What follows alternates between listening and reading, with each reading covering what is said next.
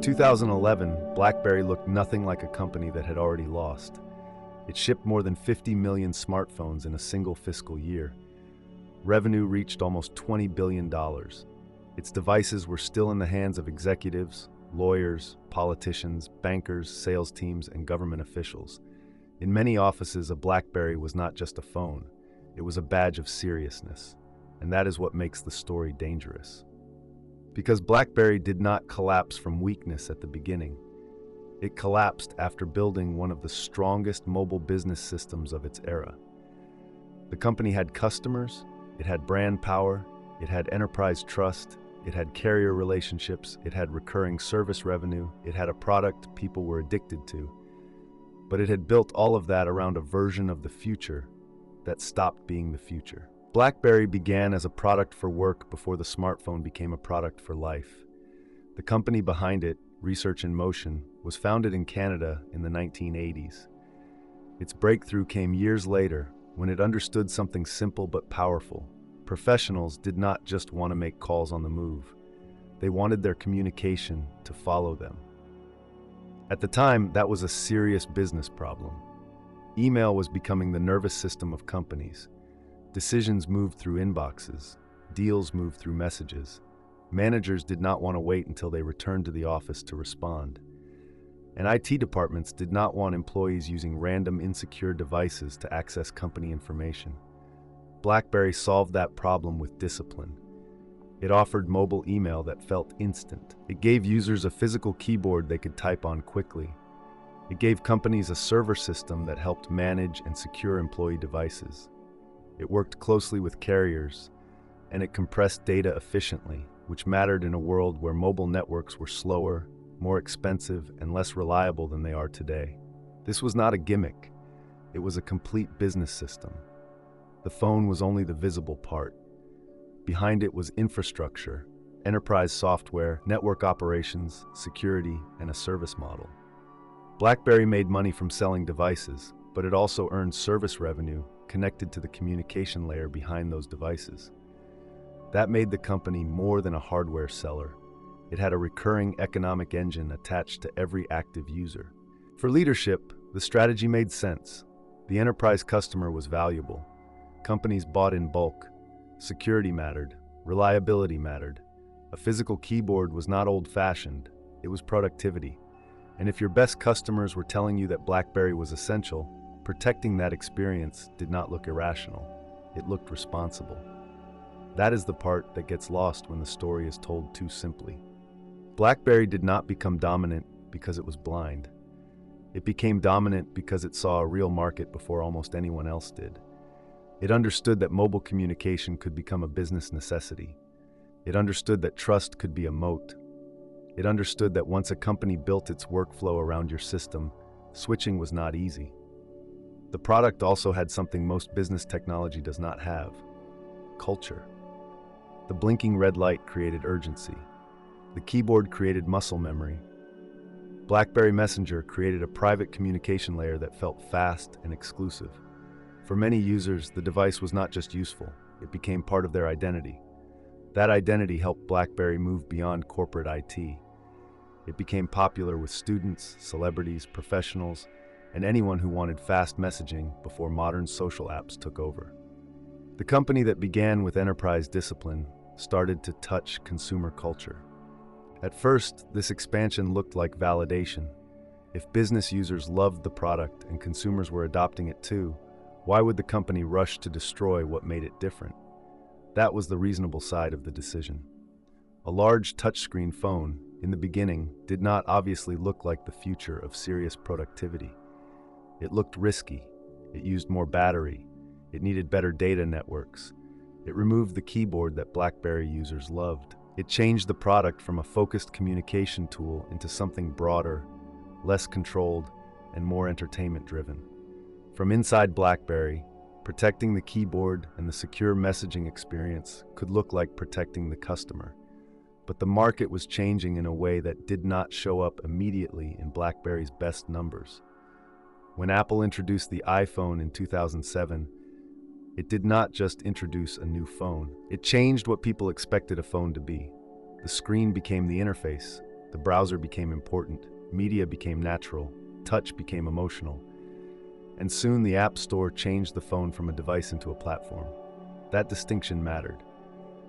In BlackBerry's world, the killer app was communication. In the new world, the killer app was whatever developers built next. A phone was no longer judged only by how well it handled email. It was judged by the apps it could run, the services it connected to, the photos it could take, the games it could play, the web experience it offered, and the ecosystem surrounding it. Then, Android accelerated the shift from another direction. Apple built a premium integrated ecosystem. Android spread through many manufacturers, many carriers, many price points, and many form factors. Together, they attacked BlackBerry from both sides. Apple reshaped aspiration at the high end. Android reshaped distribution everywhere else. BlackBerry could still point to strengths. It still had security. It still had enterprise relationships. It still had loyal users. It still had global momentum. And for a while, those signals made the threat easier to underestimate. That is how disruption often works. It does not always arrive as an immediate collapse. Sometimes the old business keeps growing while the new rules are already being written somewhere else. The hidden weakness was that BlackBerry's empire was optimized for the mobile email era. Its hardware, software, service revenue, carrier relationships, and brand identity all reinforced that world. The more successful the model became, the more expensive it became to question it. A company built around secure control had to compete in a market that was starting to reward openness, developers, consumer desire, and fast iteration. This did not make BlackBerry's earlier decisions stupid. It made them time-sensitive. A strength can be real and still expire. BlackBerry did try to respond. It released touch devices, it pursued tablets, it invested in a new platform, it bought QNX, a sophisticated operating system that would later become important in the company's software future. But in the phone market, the company was now trying to rebuild its position while competitors were already compounding their ecosystems. That is a brutal position for any platform business. Developers go where the users go where the apps are, carriers promote what sells, accessory makers support what grows, media attention follows momentum. Once that loop begins to turn against you, catching up requires more than releasing a decent device. It requires changing the entire gravity of the market. BlackBerry's Playbook tablet showed the problem. The idea behind it was understandable. Tablets were becoming strategically important. Apple had made the iPad a new category. If BlackBerry stayed out, it risked looking trapped in the past. A tablet could show investors, customers, and developers that the company had a next-generation platform. But the execution did not create enough demand. Instead of becoming proof of renewal, the Playbook became a financial warning. The company had to take a large inventory charge, which meant it had built products that the market did not want at the expected level. That kind of mistake is not just about one device. It shows a deeper issue. The company was no longer reading demand with the same precision that built the original empire. Then came BlackBerry 10. Again, the decision had logic. BlackBerry needed a modern operating system. It needed to compete with full-touch devices. It needed to prove that it could offer a premium smartphone experience while keeping the enterprise trust that made the brand powerful. But timing in platform markets is unforgiving. By the time BlackBerry 10 arrived, iOS and Android were no longer experiments. They were ecosystems. Consumers had apps, habits, cloud accounts, photos, purchases, and social networks attached to their phones. Developers had already chosen priorities. Carriers had already learned which devices moved customers. BlackBerry was not just launching a phone against other phones. It was launching a new world against worlds that millions of people were already living inside. The Z10 was supposed to be the reset. Instead, it became the point of no return. BlackBerry recorded a massive inventory charge tied to the device. That was the market sending a hard signal. The company had prepared for demand that did not arrive. A comeback product had turned into unsold stock, financial pressure, and a loss of confidence. After that, the story changed. The question was no longer whether BlackBerry could regain the smartphone crown. It was whether the company could survive outside the empire that made it famous. There was an attempted buyout. Leadership changed. Jobs were cut. The company reduced its dependence on phones. Eventually, BlackBerry stopped designing and building smartphones internally and moved towards software, licensing, secure communications, and embedded systems. To the public, that looked like disappearance. But BlackBerry did not fully vanish. It became less visible. The keyboard disappeared from everyday culture. BlackBerry Messenger lost its central place. The phone brand faded.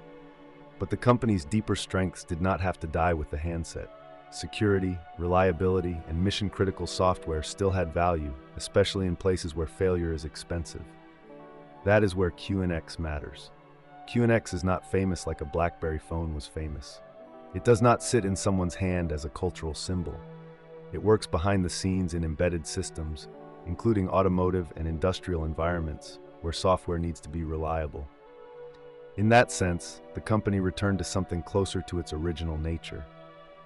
Infrastructure most people do not see, but serious customers depend on. That ending is not a simple comeback story. BlackBerry did not rebuild the consumer empire. It did not win the smartphone platform war. It did not turn nostalgia into dominance. But it did show that a company can lose the symbol of its power while preserving part of the capability that created it. The lesson of BlackBerry is not that keyboards were bad, or that touchscreens were obviously destined to win, or that every old company simply needs to innovate faster. The sharper lesson is that business models teach companies what to protect.